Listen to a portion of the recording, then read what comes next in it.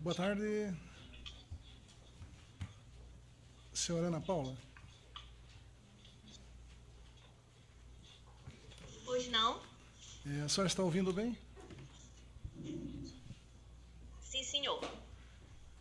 Então, a senhora foi arrolada como testemunha numa ação número 505, 95, 86, 50, 2018, 404, 7000, que é movida pelo Ministério Público Federal contra Armando Ramos Trípode e outros. Na condição de testemunha, a senhora deve o compromisso legal de dizer a verdade sobre o que lhe for perguntado, sob pena de ser processada criminalmente. Eu passo desde já a palavra ao Ministério Público. Pois não. Cumprimento mais uma vez todos os presentes. Boa tarde, senhora Ana Paula. A senhora pode declinar qual é o cargo pela senhora ocupado na Receita Federal do Brasil? Eu sou auditora fiscal. Sim. A senhora, nessa condição de auditora fiscal, a senhora afirmou as informações de pesquisa e investigação, IPEI, cujos números são PR 2017-0000001 e PR 2017-0037. Para controle dos presentes, esses documentos estão juntados no evento 3, anexos 139 e 238. A senhora confirma o teor das informações prestadas nestes IPs? Sim, senhora, confirmo. Eu passo, então, a fazer algumas perguntas específicas com relação aos registros constantes desse IPEI, em relação aos quais seriam necessários alguns esclarecimentos. Eu começo referindo aos registros pela senhora feitos com relação a Armando Ramos Trípode, constante do primeiro IPEI a que eu fiz referência. Nessa informação, está registrado que, em relação à fiscalização ao exame de dados de declarações de Armando Ramos Trípode, a senhora identificou no ano de 2011 movimentação financeira do contribuinte 2,6 vezes superior aos rendimentos declarados por ele. A senhora confirma essa conclusão? Sim, senhora, confirmo, baseado nos dados que existiam no sistema naquele momento. Então, essa constatação ela é feita a partir do exame, exame de que natureza? É um cruzamento entre os rendimentos em que ele declarou na declaração de imposto de renda e informações que foram encaminhadas para a Receita em 2011, por meio da DMOF, que é a Declaração de Movimentação Financeira, que as instituições financeiras, no caso os bancos, encaminhavam para a Receita. Certo. Então, nesse caso do ano de 2011, houve a declaração de rendimentos da ordem de R$ 1.090.768,66, mais uma movimentação a crédito, de acordo com dados da DMOF, é isso? De 2.823.207,03. Isso mesmo. Aí o cruzamento entre os dois dados mostrou uma movimentação acima de 2,6 vezes superior ao rendimento que ele declarou para a Receita naquele ano. Mais do que o dobro, portanto, é isso? Sim, senhora, um pouco mais. Também no ano calendário de 2011, consta do IPEI, em referência, que o senhor Armando Trípode adquiriu um imóvel localizado no bairro de Laranjeiras, no Rio de Janeiro, e que efetuou um pagamento, segundo consta na página 15 do IPEI, da ordem de R$ 1.916.728,32. Esse pagamento está retratado na declaração de imposto de renda de Armando Trípode? O imóvel que a senhora está falando é da Rua Pinheiro Machado? Pinheiro Machado, 22, em Laranjeiras, apartamento 702. Sim, esse imóvel foi declarado à época. e foi declarado pelo valor a que eu fiz referência. Consta do IPEI na página 15, só para esclarecer, um dado da empresa Cartamos Empreendimentos S.A., construtora Rossi Parque Laranjeiras, que refere que o valor pago no ano de 2011 pelo contribuinte Armando Trípode foi de R$ 1.916.726,32. Foi essa informação que a senhora obteve? Sim, senhora. A partir da informação dessa construtora. No caso, esse valor que a senhora está se referindo foi o valor pago, né? Porque o imóvel total é um pouco mais de 3 milhões. O valor da operação era de mais de 3 milhões. E o valor pago no ano, esse é o valor declarado pela empresa Cartamos, ou Cartamos. Exatamente. O valor pago naquele ano de 2011. E o valor pago que o contribuinte declarou com relação a essa aquisição? Ele declarou um valor um pouco a menor, no caso. Enquanto que a construtora nos informou que o valor era de 1,9 milhão, ele declarou apenas 1,16 milhões, no caso, né? Ele subfaturou um pedaço do valor na declaração de imposto de renda. Então, o valor informado pela Cartamos, existe aí uma diferença entre o valor que ela declara, que ela recebeu por essa aquisição, e o valor por ele declarado de R$ 900 mil. Isso mesmo.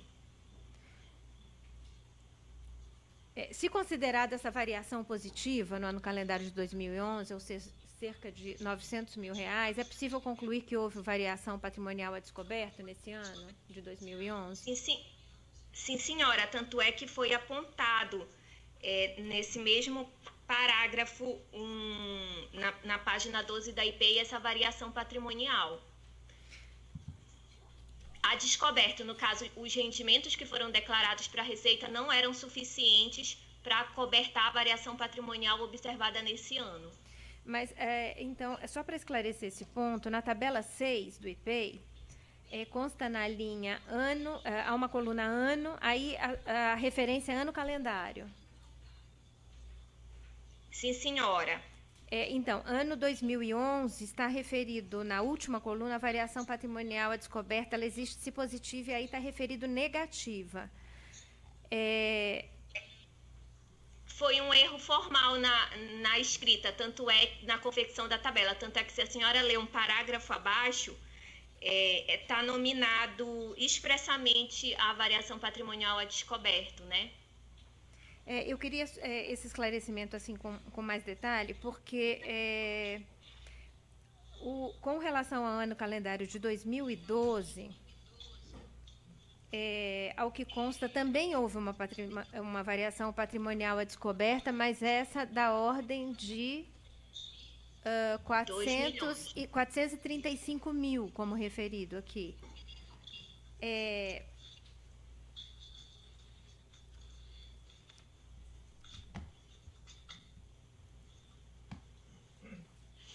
para explicar? Sim, por gentileza.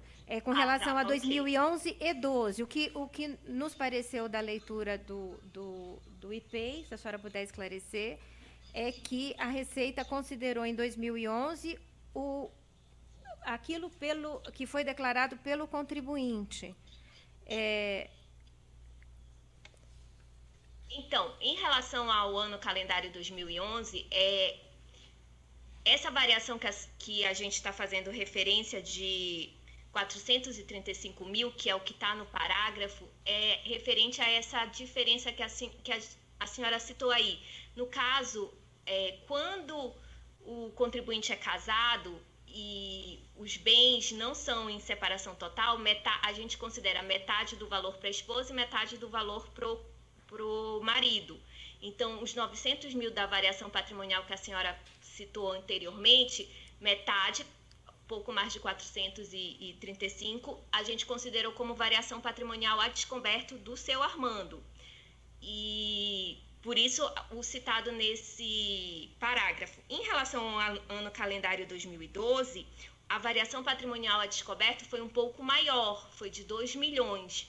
porque ele declarou ainda outros imóveis, não só esse que a senhora citou do bairro das Laranjeiras, na Pinheiro Machado.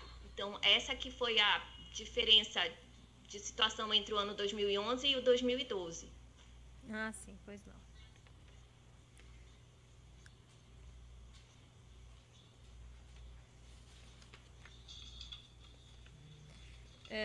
Indago agora com relação ao contribuinte examinado, Wagner Pinheiro de Oliveira. Consta da página 20 do IPEI, na tabela 10. Ok. Uma movimentação financeira do contribuinte é 1,24 vezes superior aos rendimentos, e no ano de 2014, 2,4 vezes superior aos rendimentos. A senhora confirma essa conclusão? Sim, senhora, e foi feita da mesma forma o cruzamento entre os rendimentos que o contribuinte declara e as informações presentes em DIMOF. Certo. E com relação a acréscimo patrimonial a descoberto, tabela 11 desse IPEI. No caso, Pois não. Existiu nos anos de 2012 e de 2013, algo em torno de 180 mil em cada ano, também considerado variação patrimonial a descoberto.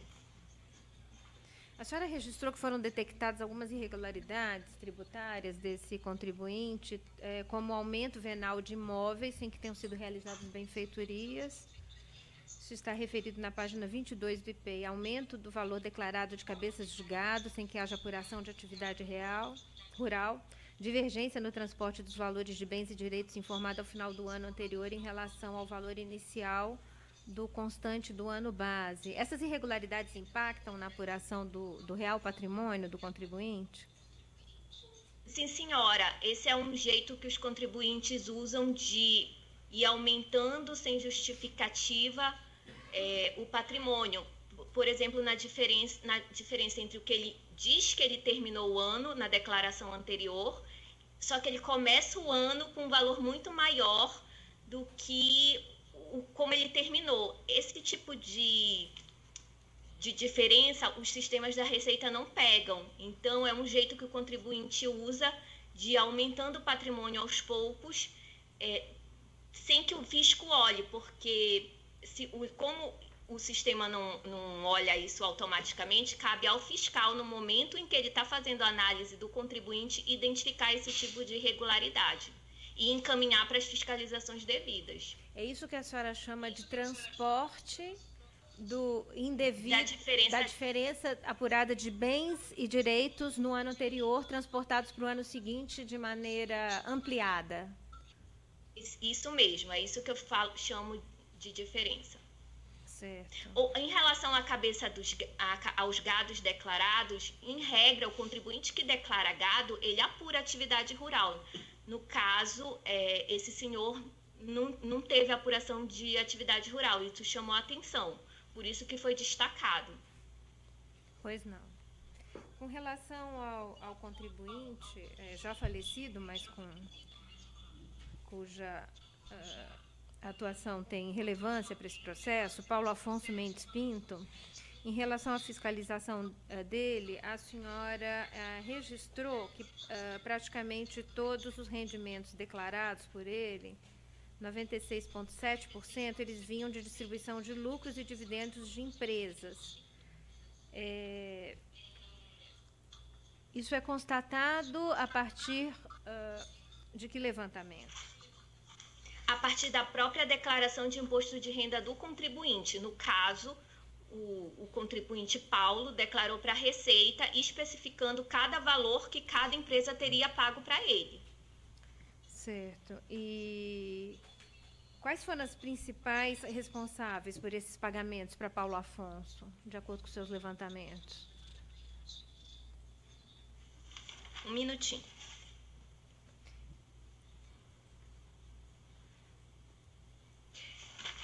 Foi a Mendes Pinto, empresa limitada. Empreendimentos, talvez. Certo, Empreendimentos Limitado, de CNPJ 05 033 369 001 14, porque os nomes podem variar, né? Então Pois é sempre não. bom basear pelo CNPJ. E a Marman Consultoria Técnica LTDA 04 380 402 001 10.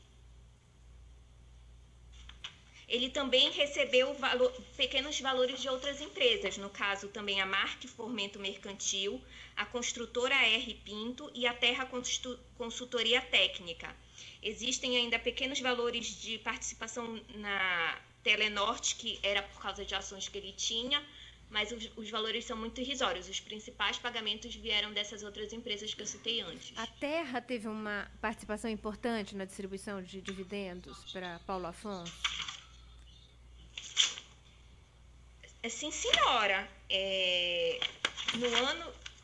A partir do ano de 2012, ela passa a ser uma das principais fontes pagadoras declaradas pelo Paulo à Receita Federal.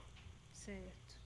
A senhora identificou que em todos os anos de 2009 a 2015 houve uma movimentação financeira de Paulo Afonso muito superior aos rendimentos declarados. Em 2009, a movimentação financeira do contribuinte foi quase 19,19 vezes superior aos rendimentos.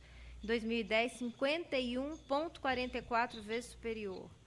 2011, 2,77, 2012, 3,64, 2013, 2,44...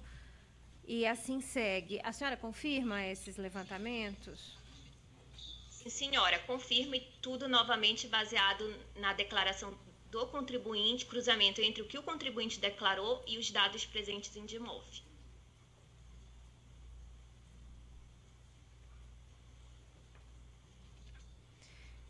Com relação ao aumento patrimonial desse contribuinte, foi identificado um aumento significativo de bens e direitos nesse período considerado de 2008 a 2015? Sim, senhora. O patrimônio ele passou de pouco mais de 820 mil para, no ano de 2014, 7,2 milhões, sofrendo um decréscimo de 1 milhão no ano de 2015, o último ano analisado, ficando em 6 milhões. Então, ele passou de 800 mil a 6 milhões no período analisado. Esse é o total de rendimentos, mas em termos de bens e direitos, de patrimônio... Sim, verdade. Ele passou de 797 mil para 27 milhões declarados.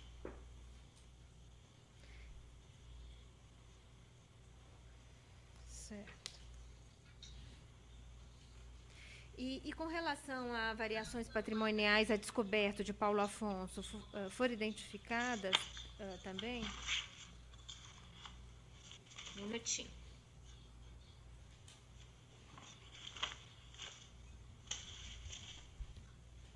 Sim, senhora. É que o Paulo Afonso tem um pequeno detalhe.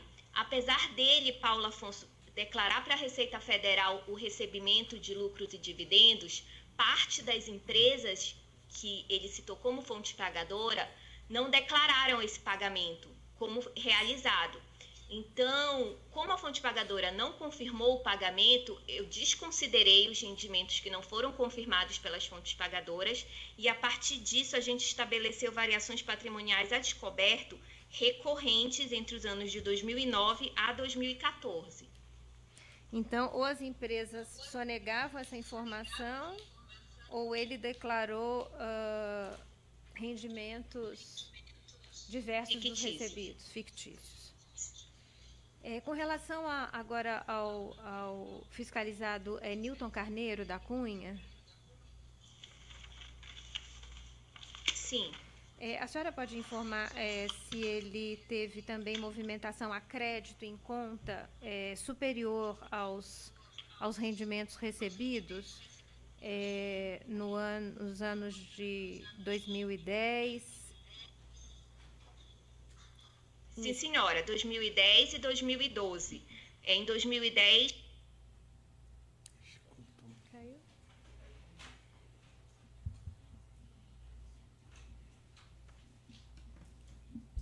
Um, 7, 2...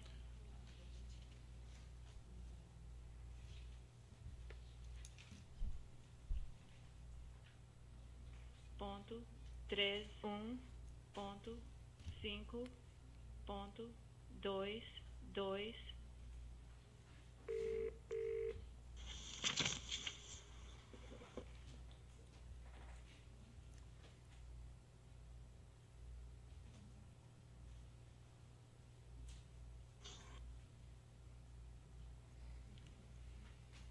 Um, 2, ponto 3, 1, ponto 5, ponto 2, 2.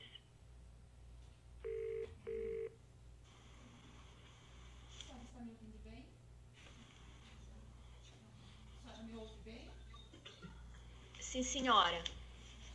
Vamos retomar o depoimento, que houve uma interrupção momentânea. Doutora Procuradora? Pois não, eu não sei. Ficou, acho que captada a última. Acho que vou retomar aqui então a questão dos rendimentos recebidos e dos créditos em conta bancária. Aqui no ano de 2010, a senhora dizia que houve uma incompatibilidade. Sim, pois uma incompatibilidade em torno de 3 vezes superior e em 2012 de 2 vezes superior aos rendimentos que ele declarou para a Receita Federal. Então, essa tabela 25 do IPEI mostra que ele declarou rendimentos em 2010 de 846, pouco mais de 246 mil, mas movimentou 2 milhões, mais de 2 milhões e meio de reais em conta bancária, é isso? Sim, senhora. E já em 2012, declarou rendimentos de 831 mil e movimentou mais de 1.730.000. Isso mesmo. Confirmo. Certo. E a questão de acréscimo patrimonial a descoberto, a senhora detectou nas declarações de Newton Carneiro?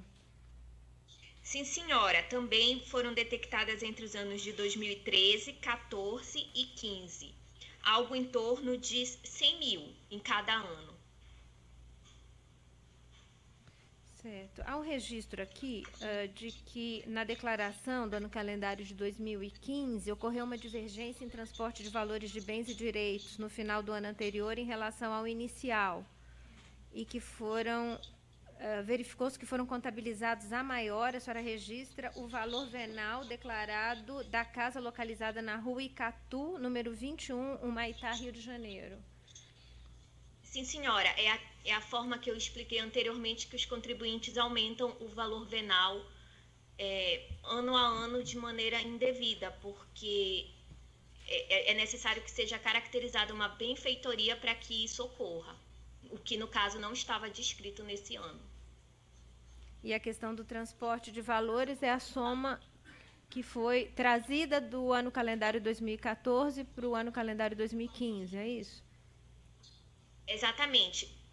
Em 31 de 12 de 2014, ele informou um valor, quando na declaração de 2015 esse valor era superior ao declarado no final do ano. É essa diferença que eu digo que é o transporte entre um ano e o anterior. Então, em 2014, ele declarou mais de 2.651.000 de bens e direitos. E em 2015, lançou que o seu patrimônio era no ano anterior, de 3.200.000, pouco mais do que isso. Exatamente.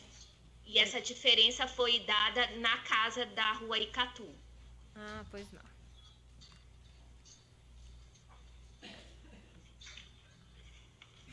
E que tipos de benfeitoria podem justificar esse acréscimo patrimonial? Benfeitorias que denotem aumento do valor venal. Ampliações, melhorias, depende dos gastos do contribuinte. Em geral, eles descrevem benfeitorias realizadas aumentando X metros quadrados. Depende do contribuinte, da forma que ele declara. Nesse caso, não houve nenhum tipo de declaração de benfeitorias no imóvel. Pois não. Em relação a Luiz Carlos Fernandes Afonso,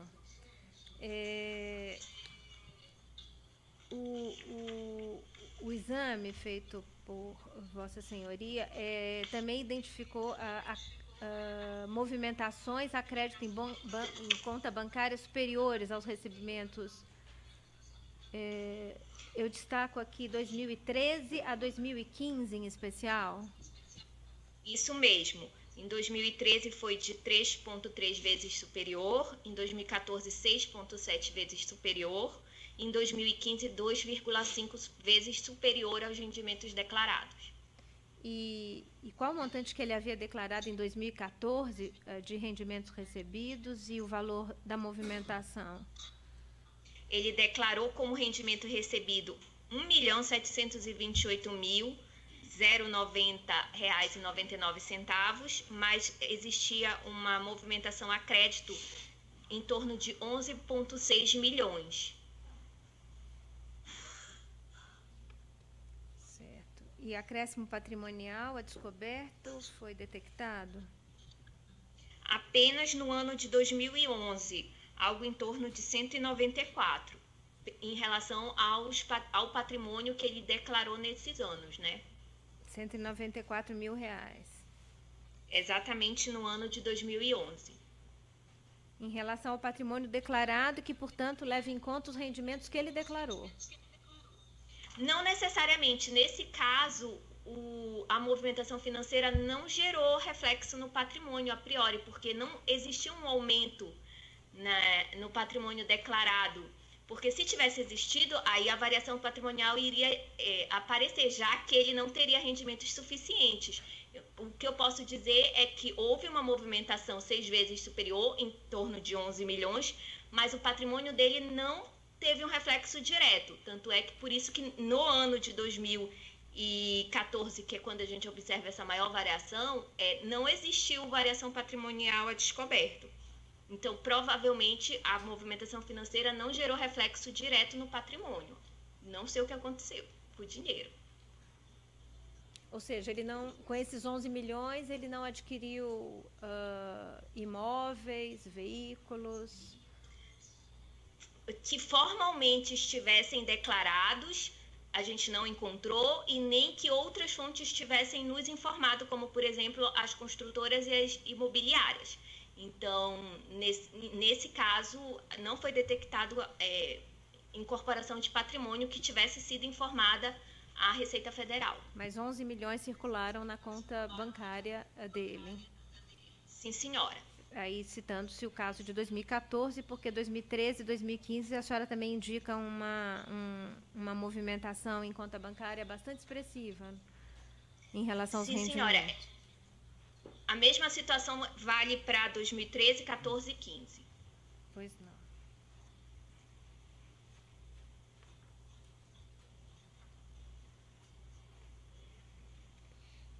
Com relação a Carlos Fernando Costa, identificou-se variação patrimonial a descoberto?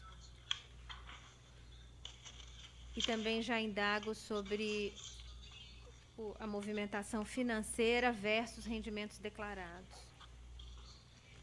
Em relação ao Carlos Fernando Costa. Carlos Fernando Isso, Costa.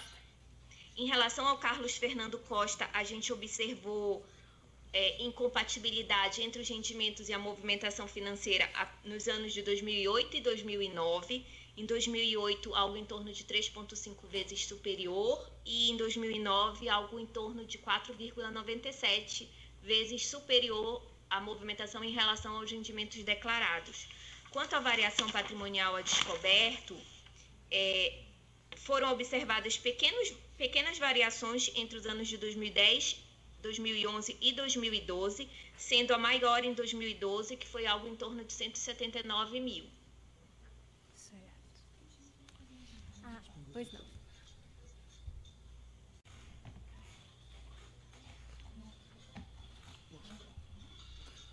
Continuação do depoimento em ação penal 505, 96, 85, 50, movida pelo Ministério Público Federal contra Armando Ramos Trípode. A senhora pode, por gentileza, repetir seu nome? Ana Paula Souza da Silva. Então, podemos prosseguir? Pois não. Eu prossigo aqui, então, com as questões do Ministério Público Federal. Em relação a Carlos Alberto Figueiredo, o que o senhor identificou no ano de calendário de 2014 com relação a esse contribuinte? No que concerne a rendimentos declarados como recebidos e movimentações bancárias. Ele declarou que recebeu aproximadamente R$849 mil, porém a movimentação financeira dele foi de 3,2 milhões. Então, o que gerou uma incompatibilidade de 3,7 vezes a movimentação superior aos rendimentos. Então, isso a gente considera incompatibilidade entre o que é declarado e o que é efetivamente movimentado pelo contribuinte. Certo. Com relação ao contribuinte Gilson Alves, houve acréscimo patrimonial à descoberta no período fiscalizado? Sim, senhora. Foram identificados entre os anos de 2013 a 2015, sendo que no ano de 2014 foi a maior variação patrimonial a descoberto, algo em torno de R$100 mil.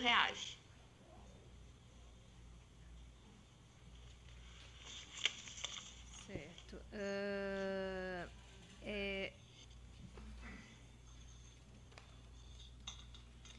Com relação a Irani Rossini de Souza, mais uma vez, a questão relativa a rendimentos declarados e valores movimentados em conta. Em relação a... Pois não. Em relação à dona Irani, foi identificado É um senhor, Irani. É um homem. Uhum. É um homem. Em relação ao senhor Irani, foram identificadas incompatibilidades nos anos de 2011, 2012, 2013 e 2015, sendo que a maior variação aconteceu no ano de 2012, onde ele declarou que recebeu 261 mil, em torno de 261 mil reais, porém movimentou quase 1,5 milhões. Então, também foi considerado no calendário 2013 esse registro, não é? Sim, senhora. Sim, senhora. Perdão, é 2013. 2013. E acréscimo patrimonial à descoberta?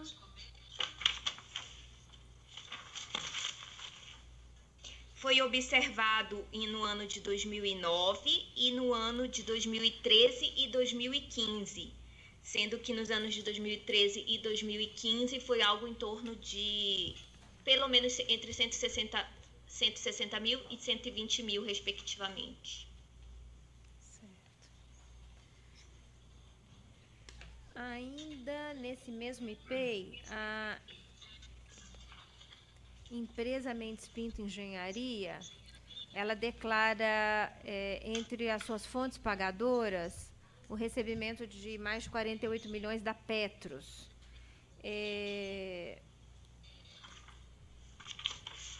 A senhora identificou alguma incompatibilidade entre a movimentação financeira dessa empresa e a receita bruta por ela declarada? No caso da empresa, nós fizemos a soma entre o que foi declarado ao longo dos anos e a movimentação financeira ao longo dos anos. Entre 2008 e 2015, nós observamos uma diferença de aproximadamente 15 milhões entre as receitas brutas declaradas e a movimentação, que foi muito superior ao que foi observado em relação à receita.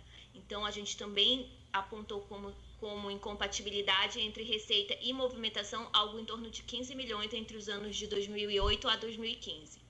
E a senhora chegou a levantar aqui o número de empregados na página 92 do IPEI.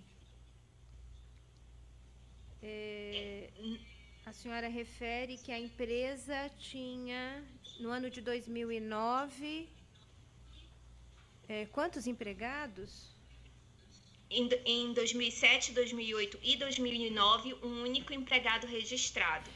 Em 2010, aumentou para 3 empregados, em 2011 para 4, em 2012 para 8 empregados, em 2012, 12 empregados, não, 2013, 12 empregados, 2014, 15 empregados e 2015, 8 empregados. Então, no ano de 2010, ela tinha um único empregado. 2009 e 2010, um único empregado. Entre 2007 e 2009, um único empregado. Em 2010, ela declarou 3 empregados. 3 empregados. Pois não. Com relação à empresa, ainda nesse Peixe Basa, engenharia, projetos de engenharia limitada, há aqui a referência na tabela 76 do IPEI, há um recebimento da Petros, várias fontes pagadoras, dentre as quais a Petros, com mais de 11 milhões de reais. Certo, confirmo. Nesse período, ela declarou a distribuição de dividendos ao sócio Irani Rossini de Souza. Sim, senhor. Em 2012? Qual é o ano que de 2008 a 15. Ela declarou pagamento de lucro, ela declarou tanto remuneração por ter vínculo empregatício, quanto lucros e dividendos.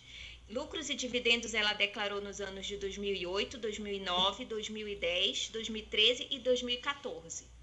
Certo, pois não. E declara como uma das principais fontes pagadoras a Petros.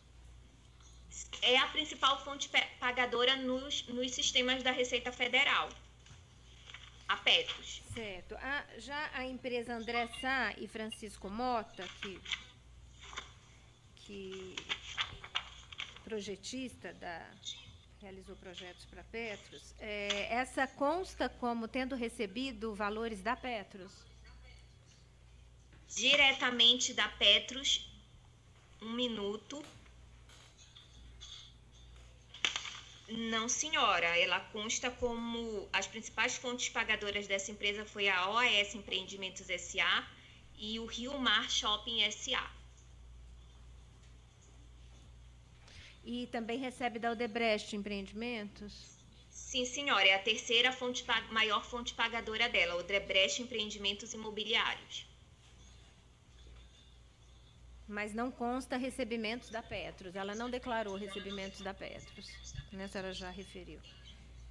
No caso, a Petros não declarou pagamentos realizados para ela. A omissão é da Petros. É da fonte pagadora. Se ocorreu, foi da fonte pagadora.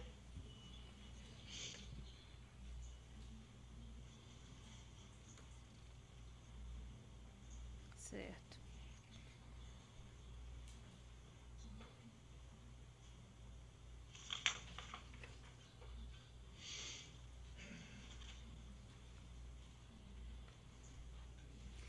Com relação, agora me refiro ao IPEI PR 2017-0037, o segundo a que fiz referência ao início, com relação à empresa Marman Consultoria. Em relação à fiscalização dessa empresa, consta que ela declarou ter recebido R$6.760.933,46 de empresas do Grupo Odebrecht de 2011 a 12. A senhora confirma isso? Confirmo isso, a partir de informações da própria fonte pagadora, no caso, as empresas do Grupo Odebrecht. E quantos empregados a Marman tinha entre 2007 e 2016, período da fiscalização? E quem eles eram? 1 minuto. Para a Receita Federal, no caso Engefip, essa empresa declarou apenas os seus próprios sócios como empregados. No caso, o Mário Seabra Soares e o Paulo Afonso Mendes Pinto. não existia nenhum outro tipo de empregado que foi declarado no período analisado entre 2007 a 2016. E ela deveria declarar a receita a todos os empregados dos seus quadros, não é? Sim, senhora, e mensalmente, inclusive as entradas e as saídas, as demissões e as contratações. E no período de 2008 a 2015, essa empresa declarou distribuição de dividendos a esses sócios? Sim, senhora. Entre 2008 e 2012, consta o pagamento de lucros e dividendos para os dois sócios, para o Mário Seabra e para o Paulo Afonso Mendes. Nos últimos anos, que são 2013, 2014 e 2015, não consta pagamento de lucros e dividendos. Certo. E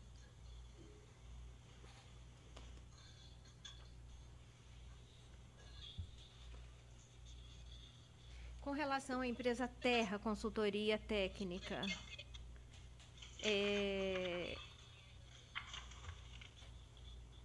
quais foram as informações declaradas à Receita sobre serviços que elas prestaram a empresas do Grupo Odebrecht entre 2012 a 2015? As empresas do Grupo Odebrecht, elas figuram como a principal fonte pagadora da Terra Consultoria. Entre os anos de 12 e 2015, a Odebrecht declara ter pago à Terra Consultoria algo em torno de 24 milhões. E quantos empregados a empresa Terra tinha nesse período e quem eles eram? Entre setembro de 2011, que foi a abertura dela, a 31 de janeiro de 2016, que foi o período da quebra, ela declarou apenas os seus dois sócios como os empregados, no caso o Alexandre Andrade Soares e o Paulo Afonso Mendes Pinto. Não existia nenhum outro tipo de informação de empregados apresentado à Receita. Certo.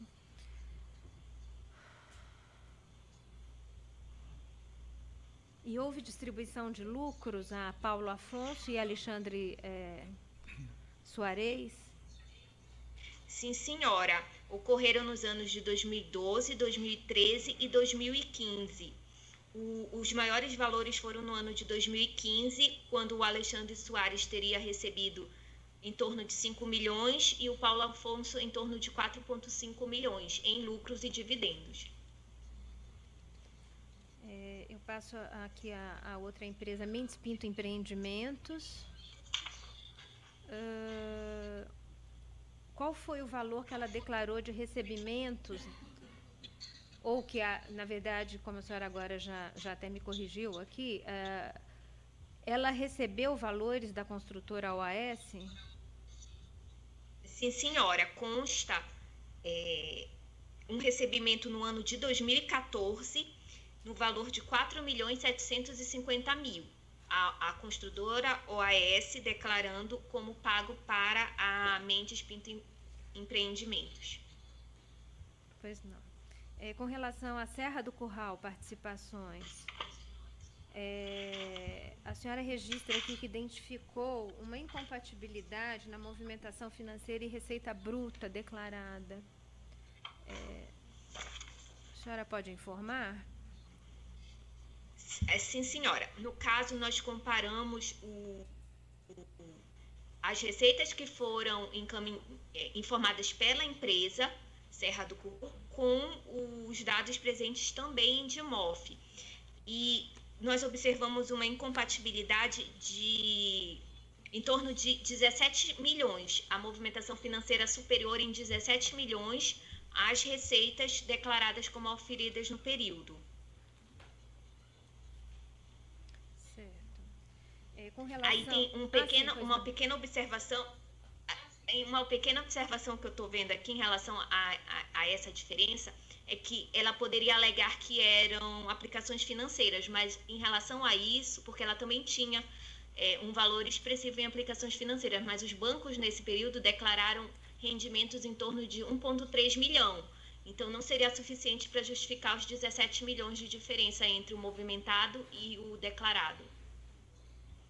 Então, pelo menos 15 milhões, mais de 15 milhões tem uma declaração incompatível. Sim, senhora, estariam sem origem clara para a Receita Federal. Certo. Com relação a Alexandre Andrade Soares, a senhora informa que, em relação aos bens e direitos, uma evolução expressiva dos seus bens e direitos entre 2008 e 2015. A senhora pode esclarecer a elevação patrimonial deste fiscalizado? O que nós observamos é que entre o ano de 2008, onde ele declarava para a Receita um patrimônio de torno de 2 milhões, ocorreu um acréscimo de aproximadamente 1.900 vezes em relação ao ano de 2015, que é o nosso ponto final, porque saiu de 2 milhões para 41 milhões. Então, foi essa, não direi incompatibilidade, mas foi esse o dado que chamou a atenção, o grande acréscimo ao longo de menos de 10 anos, né? Um acréscimo de 1.900%. Por cento, exatamente. Entre 2008 e 2015. E nesse período, a questão da movimentação financeira dele, dados então da DIMOF, movimentação financeira, eles se apresentaram compatíveis com rendimentos por ele declarados como recebidos? Não, senhora. Ao longo dos anos de 2008 a 2015, a gente conseguiu perceber incompatibilidades entre o rendimento declarado e a movimentação. Se eu somar todos os rendimentos com toda a movimentação a crédito na conta corrente desse cidadão, a gente observou uma diferença de 75 milhões entre o que foi efetivamente declarado e o que foi movimentado na conta corrente. Então, foi uma incompatibilidade expressiva desse contribuinte. O que pode esclarecer uma incompatibilidade dessa envergadura? Ele tem movimentação de origem não comprovada perante a Receita Federal. É o máximo que a gente... Como eu não tive acesso à análise dos dados bancários, eu não consigo determinar exatamente origens e destinos. O que eu posso apontar no máximo é essa incongruência entre o que foi declarado e o que foi movimentado. A origem da movimentação não é clara para a Receita Federal. Pois não. Com relação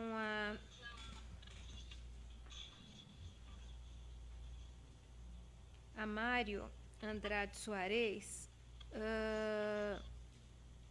entre 2008 e 2015,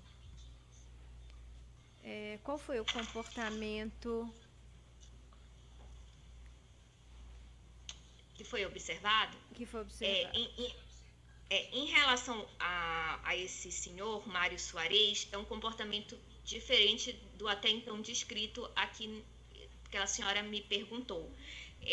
Ao contrário dos outros contribuintes, esse aqui praticamente não apresentou movimentação financeira que tivesse sido declarada à Receita no período. Ao longo dos anos, ele declarou rendimentos, o recebimento de rendimentos para a Receita Federal, que girou em torno de 198 mil a 2 milhões e 900, porém, esses rendimentos não tiveram reflexo direto em movimentação financeira. À época da DIMOF, os dados só nos eram encaminhados se esse contribuinte fosse o primeiro titular. Então, eu faço uma ressalva. A falta de movimentação financeira nesse período pode ter ocorrido porque ele não era primeiro titular em contas, ou os rendimentos que ele declara, se de fato foram recebidos, transitaram à margem do sistema financeiro, porque ele não sofreu reflexo na movimentação financeira do contribuinte. É como se o contribuinte não tivesse tido despesas com o seu não sustento, só despesas, com a sua manutenção. Exatamente. Para a Receita Federal, pelos dados que foram apresentados no período, ele não teria ocorrido nem as entradas, nem as saídas, nem receita, nem despesa. Para a Receita Federal, eu não sei se ele tem informações de dados bancários, porque eu não tive acesso, mas para a Receita Federal não consta nenhuma entrada e nenhuma saída de recursos financeiros nos anos de 2008, 2009, 2010 a 2014. Certo. E eu já caminho aqui para encerrar as minhas indagações. Com relação a Valdemir Flávio Pereira Garreta, o que a senhora identificou com relação a esse comportamento, movimentação financeira e valores recebidos, declarados à Receita? Um minutinho. Pois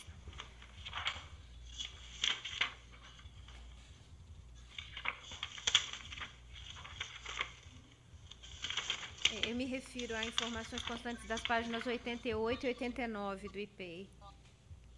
Ok. Encontrei. Em relação a esse senhor, o Valdemir Garreta, nós observamos uma incompatibilidade entre os rendimentos e a movimentação financeira no ano de 2011, algo em torno de 3 vezes superior à movimentação em relação aos rendimentos. E no ano de 2014, os rendimentos foram declarados em torno de 60 mil, mas a movimentação foi de 8,5 milhões, o que matematicamente demonstra que foi 141 vezes superior aos rendimentos declarados dele. Em 2015 também teve uma incompatibilidade em torno de 4 vezes superior, ele movimentou 4 vezes a mais do que foi declarado. Então, em 2014, há aqui essa relação, movimentação financeira e rendimento recebido, a senhora disse que chega a... Foi 141 vezes. Ele movimentou 141 vezes superior ao rendimento que ele declarou para a Receita. Então, ele declara um recebimento aqui, eu vejo na tabela, de pouco mais de 60 mil reais e tem uma movimentação financeira de 8 milhões e meio de reais. Isso mesmo. E no ano de 2015... Algo parecido. Ele declarou 2,5 milhões em rendimentos, mas teria movimentado algo em torno de 10 milhões. Deu uma relação 4 vezes superior à movimentação financeira em relação aos rendimentos. Eu agradeço os esclarecimentos da senhora auditora da Receita Federal e Excelência, não tenho mais perguntas. Perguntas pelo assistente de acusação? Perguntas pela defesa de José Adelmário? Perguntas pela defesa de William? Perguntas pelos demais defensores? Pois não.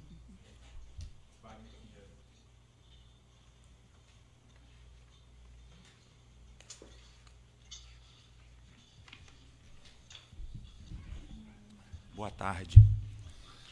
A senhora afirma em seu depoimento que... Estou falando pela defesa de Wagner Pinheiro, tá? A senhora afirma em seu depoimento que nos anos de 2012 e 2013, Wagner teria tido um acréscimo patrimonial descoberto. E também que ele declarou gado, né, e não teve apuração da atividade rural. A senhora sabe dizer se desta fiscalização gerou algum auto de infração? No caso, o senhor pergunta em relação ao meu relatório? Isso. Não, senhor, porque no caso não foi uma fiscalização formal. Eu apenas atendi um pedido de quebra de sigilo fiscal proposto pelo Ministério Público. No caso, eu apenas fiz a análise dos dados fiscais. Isso não foi um procedimento de fiscalização formal. Tanto é que existe a ressalva no relatório de que essa situação poderia ser verificada em procedimento fiscalizatório a posterior. Ok, então a tendência é que este relatório gere um auto de infração, ou tenha gerado?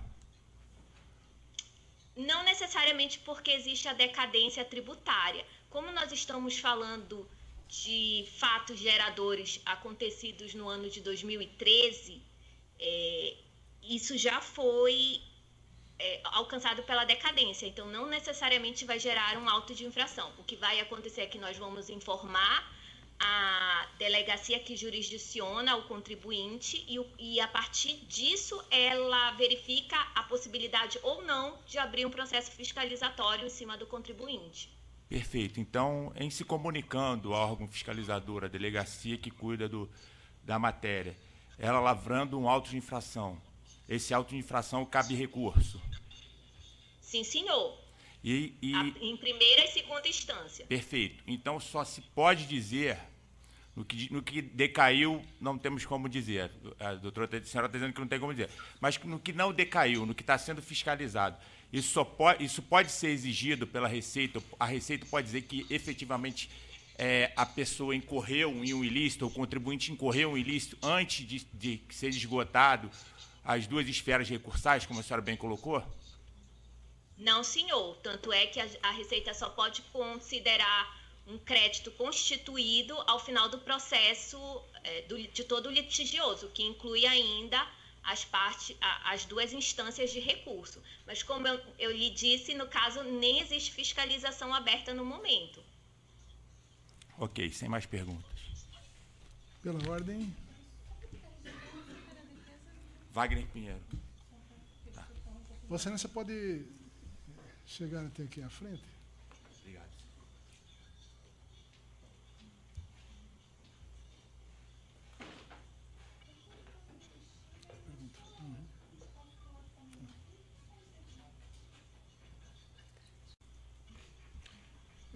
Retomando o depoimento, a senhora Ana Paula Souza da Silva, em ação penal 505-95-86-50, movida pelo Ministério Público Federal, contra Armando Ramos Trípode e outros. A senhora, por gentileza, poderia repetir o seu nome? Ana Paula Souza da Silva. Perguntas agora pela defesa. Excelência, meu nome é Pedro Paulo de Medeiros, advogado de Carlos Fernando Costa. Pois não, pode formular as perguntas. Senhora Ana Paula, boa tarde. A senhora disse agora há pouco que teria havido uma diferença em 2012 de R$175 mil entre a movimentação do senhor Carlos Fernando Costa e o valor que ele teria como justificativa de rendimento. Lhe pergunto se é exatamente isso a que a senhora se referiu agora há pouco, relativamente a Carlos Fernando Costa. Um valor de R$175 mil, não me refiro a 75 milhões a descoberto, mas R$175 mil, se é isso mesmo. O senhor está fazendo a referência em relação ao 2012. cruzamento entre rendimentos e movimentação financeira? Na verdade, a pergunta que faço à senhora é exatamente essa. Eu não quero afirmar, eu quero lhe indagar. Aqui é essa diferença a que a senhora se refere como tendo de resultado R$175 mil. Tá, o seu Carlos Fernando cliente Costa. É Luiz Carlos Fernando. Não. Carlos Fernando okay. Costa. Um minuto, por favor.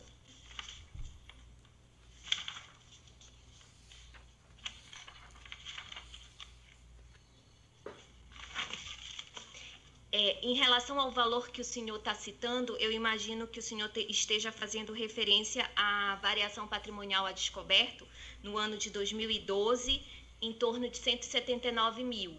Isso. É isso, né? Exatamente.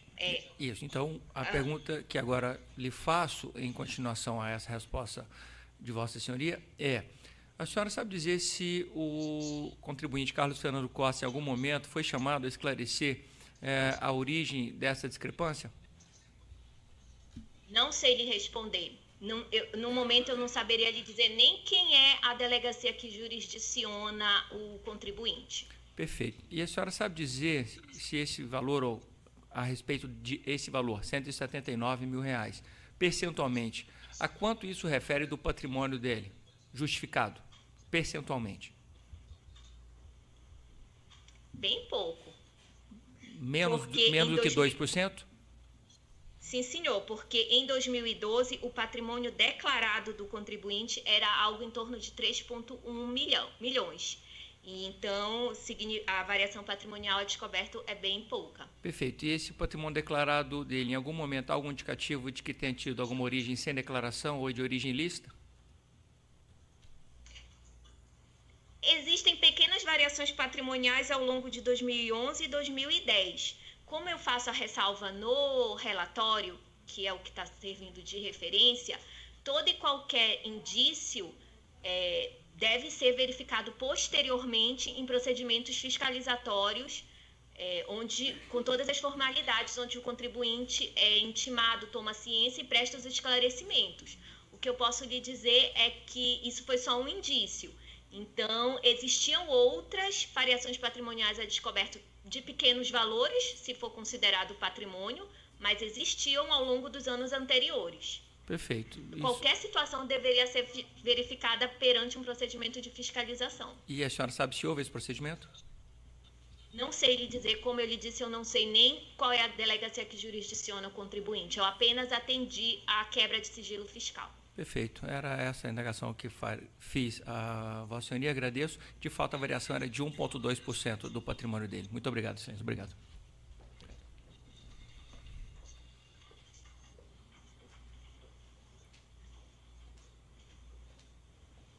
Boa tarde, Excelência. Boa tarde. Boa tarde, senhora Ana Paula. Tudo bem? Boa tarde. Pela defesa, senhor Armando Ramos Trípode. Respondendo aos questionamentos da eminente Procuradora da República, a senhora informou que no ano calendário de 2011 houve uma variação a descoberto no que tange ao patrimônio do senhor Armando, correto? Sim, senhor.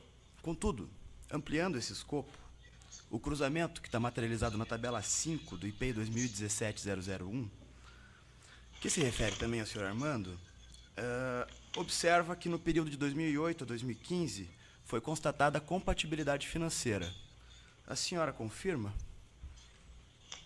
Eu confirmo, com exceção do ano de 2011, onde a gente observa uma diferença de 2,6 vezes a movimentação em relação aos rendimentos, mas em relação a todos os outros anos, sim. Portanto, a variação patrimonial a descoberto constatada pela Receita Federal ocorreu há aproximadamente 8 anos, é isso? Sim, senhor. Finalmente, Excelência, já me caminhando para o final, há uma menção de que a divergência de 435 mil poderá ser analisada mais detalhadamente em procedimento de fiscalização da RFB posterior. A senhora sabe, na esteira das perguntas dos demais colegas, se esse procedimento ocorreu? Não sei lhe informar. Novamente, eu também, como eu disse, eu apenas atendi a quebra de sigilo fiscal, eu não verifiquei se ocorreram procedimentos, se foi aberto algum tipo de procedimento de fiscalização a posteriori a esse relatório. Então, eu não saberia lhe informar. Pode ser que sim, pode ser que não.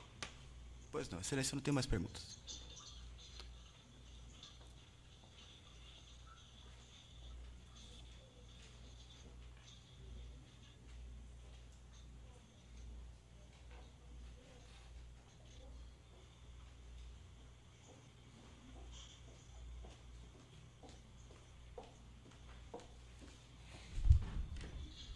Boa tarde, senhora Ana Paula. Eu sou Daniele, advogado Valdemir Garreta. A senhora tratou de alguns anos de rendimento e movimentação bancária, movimentação financeira do senhor Valdemir Garreta e mencionou sobre uma movimentação 140 e algumas vezes diferente do que havia sido declarado. Eu quero lhe fazer umas perguntas com relação a isso.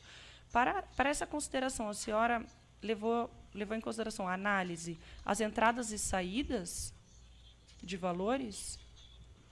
Eu levei em consideração o rendimento total que o contribuinte declarou em relação a todo e qualquer tipo de rendimento, rendimentos tributáveis e não tributáveis, tributável exclusivo na fonte, toda e qualquer renda que foi declarada, versus as entradas, a movimentação financeira a crédito declarada em DIMOF para a Receita Federal.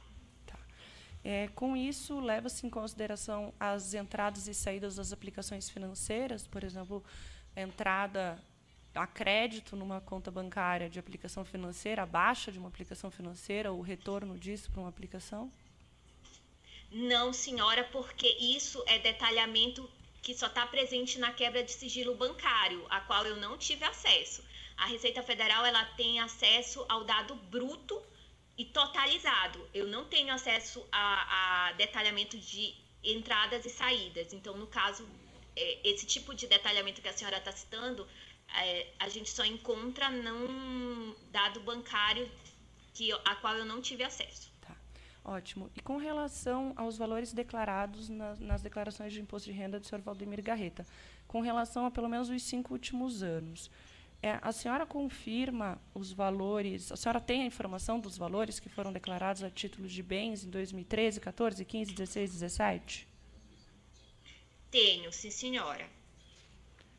A senhora pode apontar o valor que foi declarado em 2013 e em 2017? Desculpa, eu não escutei. 2013 e 13 e 17.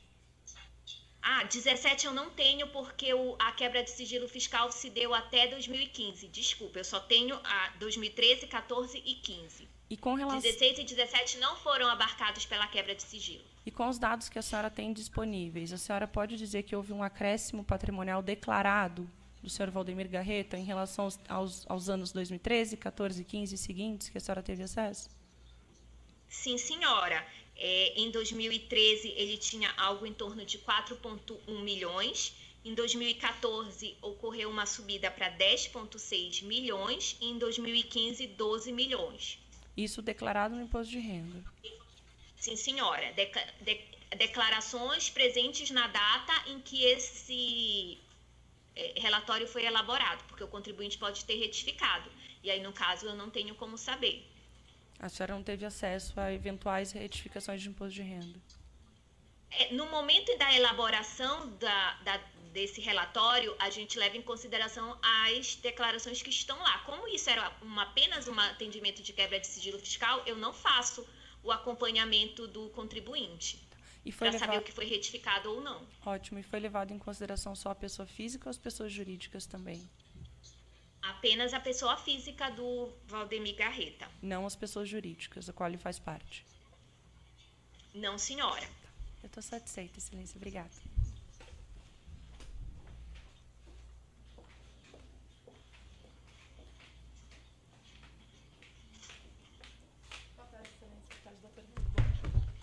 Boa tarde, senhora da Paula. Meu nome é Viviane. Eu estou pela defesa do Alexandre Soares, Mário Soares e Marcos Felipe. Senhora Ana Paula, desculpa se eu for repetitiva até, a gente é um pouco leigo nesse assunto. Essa questão da movimentação. A gente pode dizer que esses valores movimentados, eles se referem... Vou te dar um exemplo, para ver se você me explica. Eu recebo, por exemplo, R$30 mil por mês. Tá? Esse valor eu aplico na minha conta e, diariamente, eu transfiro para uma aplicação e volto para minha conta. Transfiro para uma aplicação e volto para minha conta. Essa movimentação financeira, ela soma todas as transferências que eu fiz. Então, por exemplo, se eu transferir esse valor no mês inteiro, eu vou ter 30 vezes a movimentação desse salário de 30 mil. No final, então, a gente tem uma movimentação no mês de R$900 mil. É isso? É assim que é feita a movimentação? Então, não, senhora. A instrução normativa da Receita, à época vigente, né, porque no caso nós estamos falando de uma declaração que não existe mais, que é a DIMOF. Então, a instrução normativa, ela orientava que a instituição financeira, o banco, retirasse do valor que ele informava créditos de mesma titularidade, que no caso é isso que a senhora descreveu. É um crédito que sai da sua conta para uma aplicação sua. Então, justamente para não dar o falso efeito, isso não deveria ser contabilizado pela instituição financeira no momento em que ela transmitia a DIMOF. Isso está presente na, e se esses na valores normativa recebidos, eles são remetidos para empresas, é um grupo de empresas, então você recebe numa conta, transfere para outra, para aportar numa empresa. Essa movimentação financeira, ela consegue identificar esses valores que são remetidos e que são devolvidos? O da DIMOF, que no caso é o da análise desse relatório, não. Porque, como eu falei, a Receita Federal não tem acesso a origens e destinos dos dados bancários. Isso é só com uma análise de quebra de dados bancários. Então, no caso aqui, não. É o dado bruto de valores que adentraram na conta, por exemplo, do seu Mário Soares, em determinado ano calendário. Sim, mas a gente pode dizer que esses valores de movimentação financeira, eles se referem aos valores de lucros e dividendos distribuídos para o dono da empresa? Sim, senhora, se adentrou na conta corrente da pessoa física no ano analisado, sim. Então, É todo e qualquer valor que adentrou. Pode ser a título de salário, pode ser a título de mas se esse de valor lucros e dividendos. movimentado, a gente está falando de valor que entra e que sai. Sim, senhora. Tanto é que na tabela a senhora vê que existe tanto crédito quanto débito. E Sim. geralmente bate, né? O que Então, entrou e o que esse saiu. valor movimentado, ele não corresponde ao que o dono de uma empresa tirou no final do mês, enfim, do ano, de lucros e dividendos. São coisas separadas. Eu não teria como lhe definir isso, porque normalmente a gente só conseguiria caracterizar que determinado valor foi pago a título de lucros e dividendos pela empresa X se eu tivesse a determinação dos emitentes e dos destinatários, Entendi. coisas que eu não tenho. Então, novamente, o que eu tenho é o dado bruto. No caso, é o valor total que transitou pela conta daquele indivíduo. Entendi. Então, a senhora não teve acesso ao quebra do sigilo bancário para afirmar se teve aí se esses valores, na verdade, eles foram recebidos pelo dono das empresas a título de dividendos e lucros. Isso a gente não teve. A senhora não teve, desculpa. Não, senhora, não tive, e existe essa ressalva no relatório de que exatamente a determinação de origens e destinos e possíveis outros dados importantes seria alcançado só com a análise do dado bancário. Tá ótimo. Eu tenho só um esclarecimento. Na verdade, eu acho que se trata de um erro material. Na declaração do imposto de renda do Paulo Afonso, pessoa física, eu já vou te falar a página, no final da página 32, tabela 16.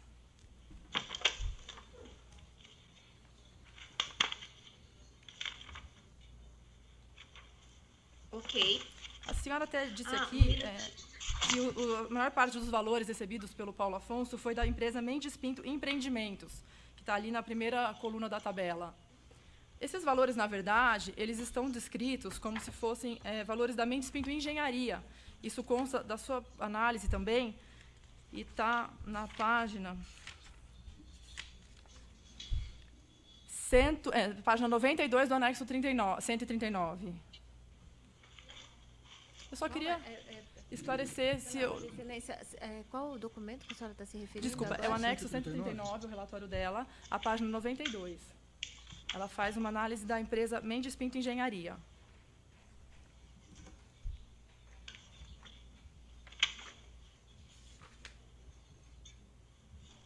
Na tabela 72, esses valores, como lucros e dividendos pagos, eles são exatamente os mesmos valores que ela colocou ali na análise da pessoa física do Paulo Afonso, como se fosse da empresa Mendes Pinto Empreendimentos. Eu não saberia te dizer agora se foi um erro material ou não. Eu precisaria olhar nos sistemas para verificar. Nem mesmo vendo a análise da empresa Mendes Pinto Empreendimentos, que também está nos autos, no anexo 170, página 26. Sim, senhora, até porque ele pode ter repetido os valores. Então, no momento, eu não posso te afirmar que sejam os mesmos dados. Eu teria que olhar no sistema. A senhora tem o documento aí em mãos? Sim, senhora. Tá. A senhora informou aqui no seu depoimento que o Paulo Afonso declarou valores acima do que aqueles recebidos. E que a fonte pagadora, isso está na página 34 do anexo 139, e que a fonte pagadora ela não confirmou esses pagamentos. Certo. A senhora intimou as fontes... Não, senhora. Novamente, isso não era um procedimento de fiscalização, era apenas um atendimento de quebra de sigilo bancário. Qualquer tipo de intimação para contribuinte pessoa física ou jurídica, eu precisaria ter um procedimento fiscal aberto, o que não existia no momento. Entendi. Então, eu não intimei.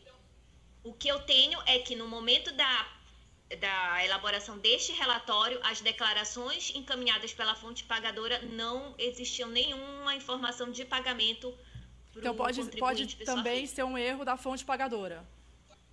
Sim, senhora. A fonte pagadora pode ter omitido. Okay. E não necessariamente o contribuinte ter declarado rendimentos fictícios. Tá certo, obrigada. Aqui.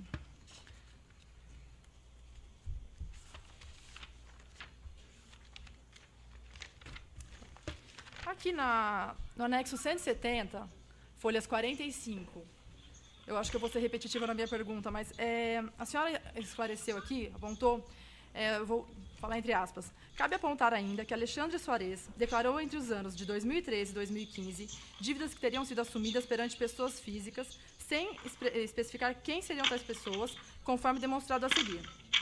A minha pergunta é a seguinte, aí a senhora falou, seria necessária a intimação desse contribuinte para que fossem esclarecidos tais empréstimos. A senhora intimou o contribuinte para esclarecer? Não, senhora, Tá. porque não existia nenhum procedimento de fiscalização aberto para que houvesse as intimações formais dos contribuintes envolvidos. Tá, então a gente não pode afirmar que essa falta de informação do imposto dele é errada. A falta de informação da Não, pessoa. senhor. Tá. Não, senhora. Tá. Sobre a Serra do Curral, eu queria fazer umas perguntas também, estou acabando já. A Serra do Curral Participações Limitadas, ela tem um objeto na participação do capital de outras sociedades. Então, ela participa de SPS. Aí, na declaração da senhora, na informação, a senhora colocou na folha 39 do anexo 170. Empregados declarados. No período entre 3/12 de 2008 a 31/1 de 2016, a empresa Serra do Curral Limitada declarou como empregados apenas seus sócios, Marcos Felipe e Paulo Henrique Duarte Mendes. A minha pergunta é o seguinte, considerando ela se tratar de uma empresa de participações imobiliárias, que participa em outras empresas, outras SPS, é possível que a Serra do Curral não tenha registrado empregados? É possível que esses empregados sejam terceirizados dessas SPS? Sim, senhora, é possível. Uhum.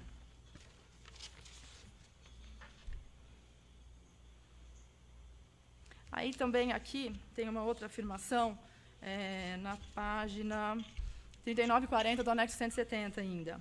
Em relação aos valores apontados na tabela 36, verifica-se que há aparente incompatibilidade entre a receita declarada e os créditos bancários. Tá? Aí a minha pergunta é também em relação a isso. Considerando se tratar de uma empresa de participações imobiliárias, que, de novo, participa de outras empresas, SPS, e as quais pagam os tributos, é possível que a Serra do Curral não tenha uma receita declarada? Que esses tributos, essa receita dela, na verdade, tenha sido pago pelas empresas em que ela participou? Não necessariamente, porque as declarações referentes a empresas coligadas, controladas, no caso, de participações mesmo, a senhora tem que fazer a diferença entre o que é receita e o que é tributo, e o que é tributo devido. Uhum. Provavelmente, os tributos devidos foram pagos lá na fonte em relação a em outras empresas. Mas a empresa Serra do Curral deveria declarar todo e qualquer rendimento que ela obteve com participação em outras empresas, inclusive detalhando o valor por empresa. Mas é possível que ela não tenha uma receita a ser paga, porque ela tem impostos pagos por outra empresa? É possível que ela tenha impostos pagos por outra empresa, mas em relação a receitas, no caso, auferidas ao longo do tempo, ela deveria detalhar empresa por empresa, ganho por ganho. Uhum. Em relação a tributo mesmo, não é provável que tenha sido pago nas outras empresas. Tá certo. É isso, obrigada. Desculpa ser um pouco repetitiva. Obrigada, Excelência. Mais algum defensor? Pois não.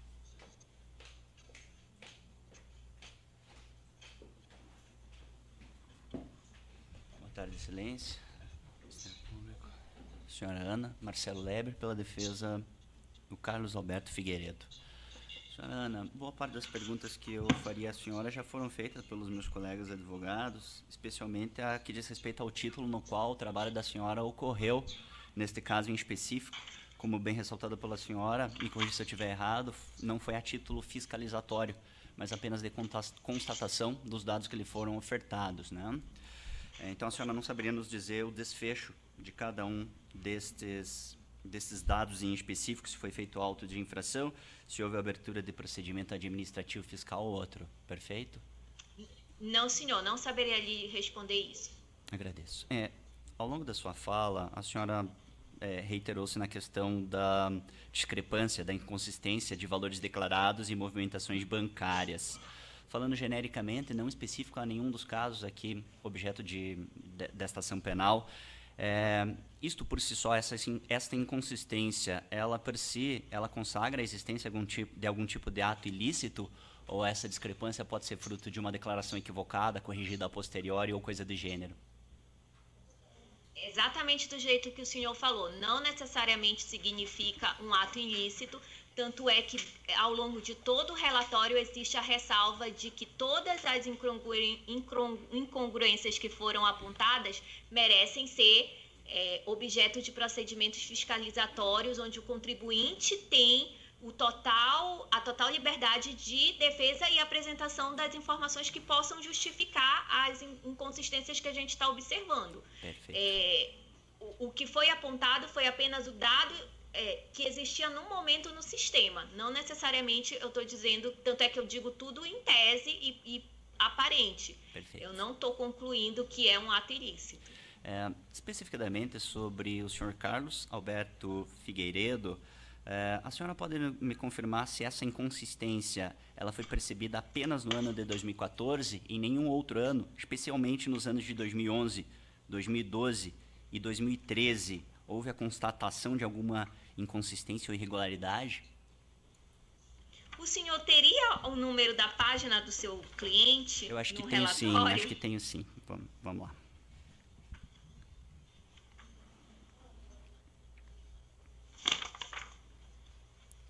R$64, salvo engano, mas me permita confirmar se é isso.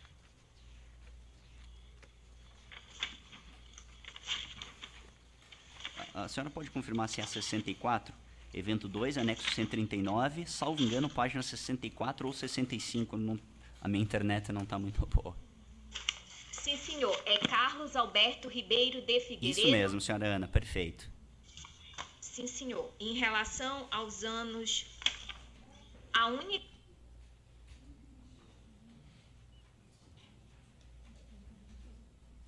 Um, 2, ponto, 3, 1, ponto, 5, ponto, 2, 2.